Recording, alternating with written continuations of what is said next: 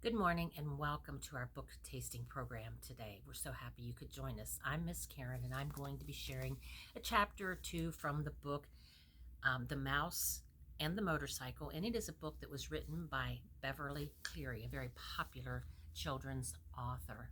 So I want you to come along, read with me, and I hope you stop into the library to check this book out and finish the story. Let us know if you like it. Chapter 1 is entitled The New Guests. Keith, the boy in the rumpled shorts and shirt, did not know he was being watched as he entered room 215 of the Mountain View Inn. Neither did his mother and father, who both looked hot and tired. They had come from Ohio and for 5 days had driven across plains and deserts and over mountains to the old hotel in the California foothills, 25 miles from Highway 40. The fourth person entering room 215 may have known he was being watched, but he did not care. He was Matt, 60 if he was a day, who at the moment was the bellboy. Matt also replaced worn-out light bulbs, renewed washers in leaky faucets, carried trays for people who telephoned for room service to order food, and sometimes prevented children from hitting one another with croquet mallets on the lawn behind the hotel. Now Matt's right shoulder sagged with the weight of one of the bags he was carrying. "Here you are, Mr. Gridley, rooms 215 and 216, he said, setting the smaller of the bags on a luggage rack at the foot of the double bed before he opened a door into the next room. "I expect you and Mrs. Gridley will want room 216. It is a corner room with twin beds and a private bath." He carried the heavy bag into the next room, where he could be heard opening windows. Outside, a chipmunk chattered in a pine tree, and a chickadee whistled, "Fee-bee-bee." The boy's mother looked critically around 215 and whispered, "I think we should drive back to the main highway. There must be a hotel with a vacancy sign someplace. We didn't look long enough." "Not another mile," answered the father. "I'm not driving another mile on a California highway on a holiday weekend. Did you see the way that truck almost forced us off the road?" "Dad, did you see those two fellows on motorcycles?" began the boy and stopped, realizing he should not interrupt an argument. "But this place is so old," protested the boy's mother, "and we have only 3 weeks for our whole trip.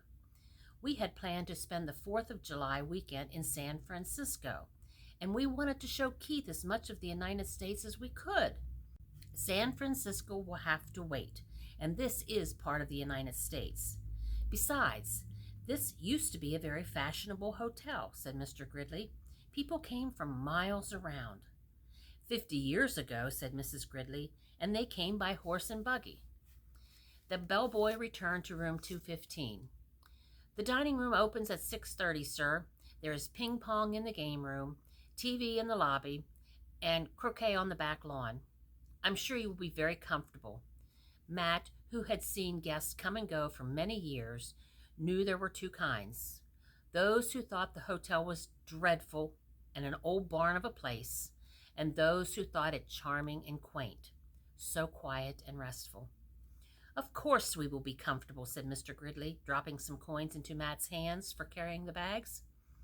"But this old hotel is positively spooky," Mrs. Gridley made out one last protest. "It's probably full of mice." Matt opened the window wide. "Mice? Oh no, ma'am, the management wouldn't stand for mice." "I wouldn't mind a few mice," the boy said as he looked around the room at the high ceiling, the knotty pine walls, the carpet so threadbare that many of its roses had almost entirely faded, the one chair, the wash basin, and towel racks in the corner of the room. "I like it here," he announced, "a whole room to myself.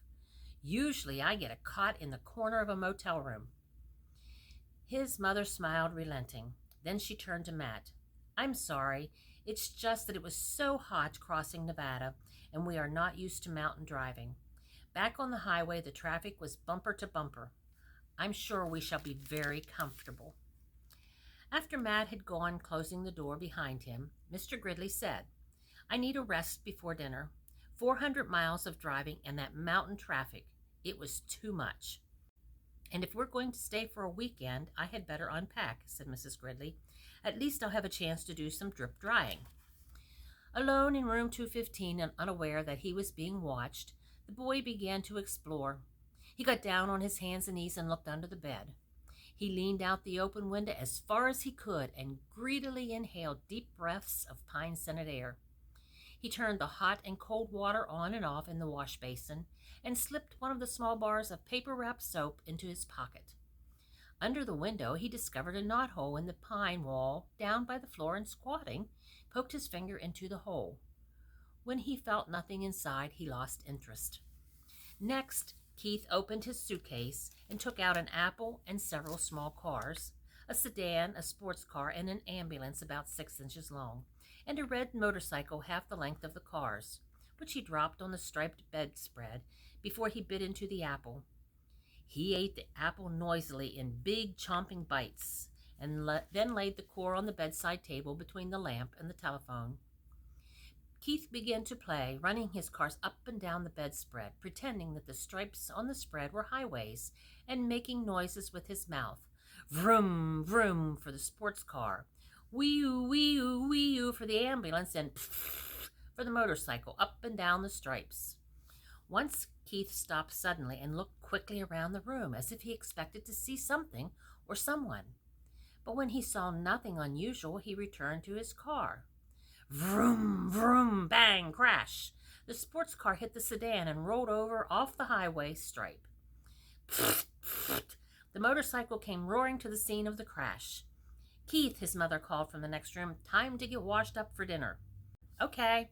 Keith parked his cars in a straight line on the bedside table beside the telephone, where they looked like a row of real cars, only much, much smaller. The first thing Mrs. Gridley noticed when she and Mr. Gridley came into the room was the apple core on the table. She dropped it with a thunk into the metal wastebasket beside the table as she gave several quick little sniffs of the air and said, looking perplexed, "I don't care what the bellboy said. I'm sure this hotel has mice." "I hope so," muttered Keith. So, that was chapter 1. Do you think this hotel might have mice? Who do you think was watching the little boy, Keith, in the room that he didn't realize that he was being watched?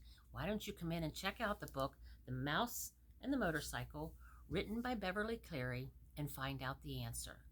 Until next week, please read lots. Have a good day.